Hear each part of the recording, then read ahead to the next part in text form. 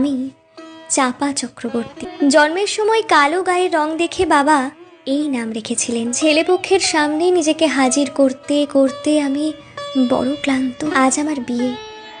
37-এ এসে অবশেষে একখানা বর জুটোতে পারলাম। যদিও তাদের দাবি একটু বেশি, 10 ভরি সোনা আর নগদ 50,000 টাকা।